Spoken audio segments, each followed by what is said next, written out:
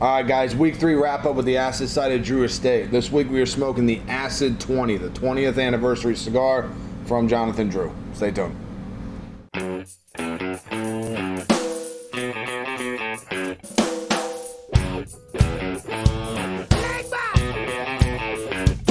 it.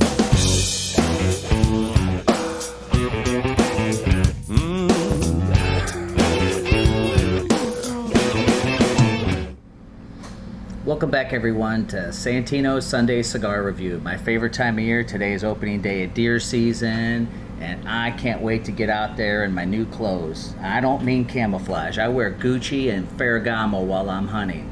That's a whole nother episode. That's why he's got to buy new ones, because they get muddy and bloody. But anyway, I'm Mark. Week 3 wrapping up the ACID Drew Estate, and we're smoking the ACID 20.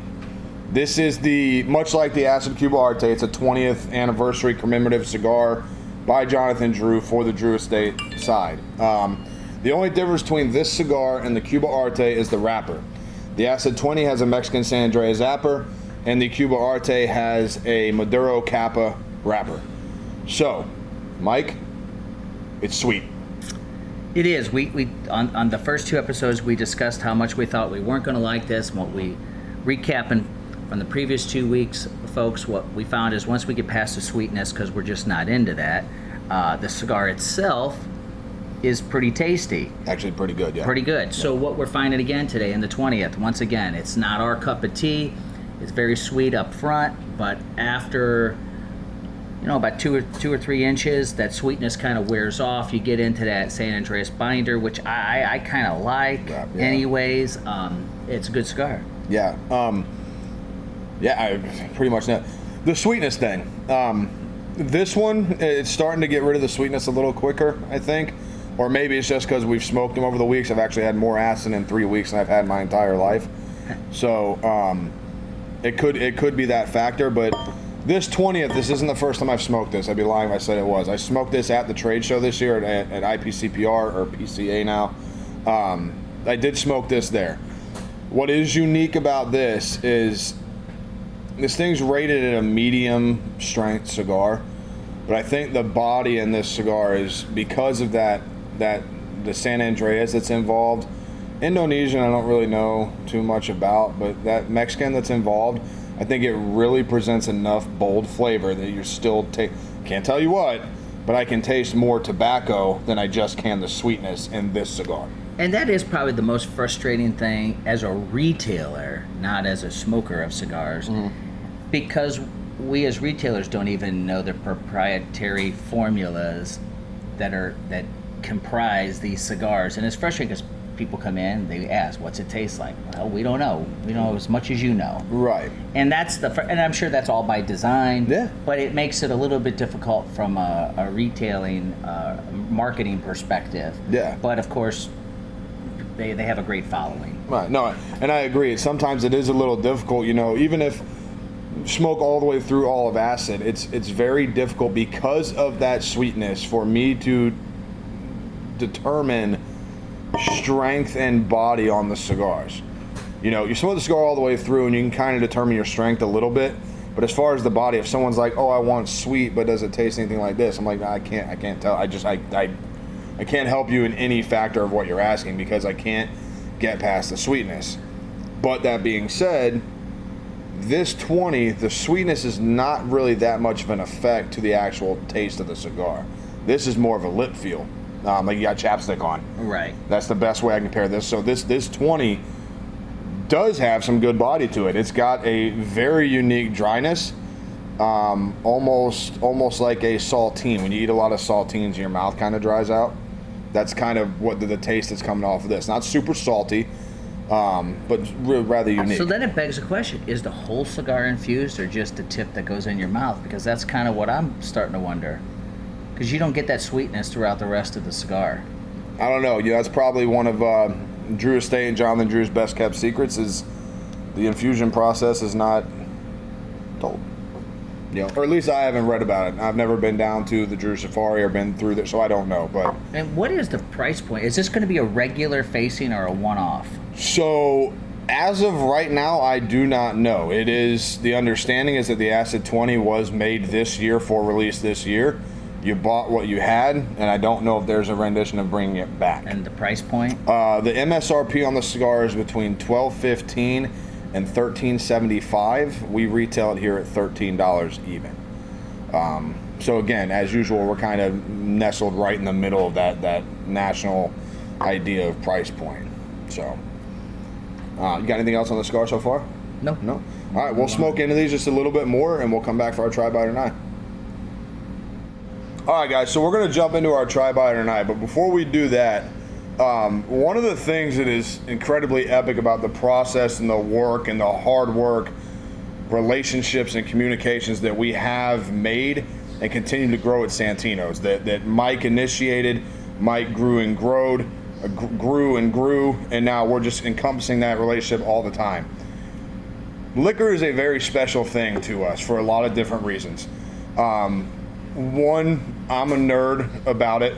Mike has become a super nerd about it. And it's really fun to be able to offer certain things to people that you just can't get your freaking hands on unless you want to dump a bunch of money down the drain. So with that being said, when we were on break... And that's not even true, too. You can have all the money in the world, but if you don't know the right people, right, you don't get what just came in right 2 minutes ago. So when we were on break, everyone, if you've noticed, I'm a huge Macallan junkie. It's my favorite scotch in the world. It's the only distillery I've ever been to. And I thoroughly enjoy everything from Macallan. Macallan, at the beginning of this year, decided they were going to take their estate series bottles and finally release them for public consumption. So this bottle, in that beautiful little case there, has just arrived. First, and one by the time that, you know, I'm sure it's going to be other places soon or at some point, but it is the first location to receive this bottle. What I'm excited about is, unless you were made of money and you were willing to spend $14,000, $15,000, $16,000, $17,000 on an original 1990 bottle of the Estate Reserve, you've never even touched the whiskey, the barrel that this whiskey came out of. It is a true single-hand project that was put together by Macallan. And this year, when they decided to, after the post-Pax ban in the 90s, to come out and put out these new scotches, they decided they were going to release them to everybody. So this little pretty thing here is now at Santino's at the 1.5 ounce pour for $45. You get to try a bottle that is going to become very hard to find very quickly at $45 for a large pour. That's my rant on that. Now how about the cigar? Well, we're at the try, buy, or deny portion of the show. And, you know, just like the first 2 weeks, even though we're not fans of infused cigars, it's definitely a try for me. I think there's always an occasion for something fun like this. Even if this isn't your normal cigar that you smoke, you can find an occasion, or you can get somebody that you know that doesn't smoke cigars, and this is a perfect way to get them. This is no hidden secret. You know, ACID does... They have their loyal following, but it's also a good way to get somebody introduced into... Perfect pipeline cigar. Yeah, exactly. Yeah. I'm going to agree with Mike. All these acids that we smoked the past 3 weeks, I even, to say on camera, after we smoked the croqueta that's got the purple finish to it, I like the way that cigar smoked because the sweetness was very calm and tamed. You know, we see that on the episode. And ACID does all their infusions by color codes, like that we found out. So I went and I smoked the plush. We carry the plush, and I got to tell you, it was the same thing. There's a little bit of sweetness there, and it's a hearty cigar. It's a good cigar. So there is room in all of it for all that to happen and to continue to happen. The cigar's definitely a try. I mean, it's something you really want to get your hands on. I'm not mad at it at all. I'm actually enjoying the cigar, quite honestly. And like you said, finding a time for this. It's creamy, it draws well, it burns well, it holds an ash. It has all your typical characteristics of the main Drew Estate line, and how the construction and quality of their cigars go. All they're doing is just infusing this. It's not always for everyone, but it's still a quality cigar. Right, yeah. You know, like you said, time or place, man. If you're sitting down drinking a mudslide, I think any darker acid is going to do really well.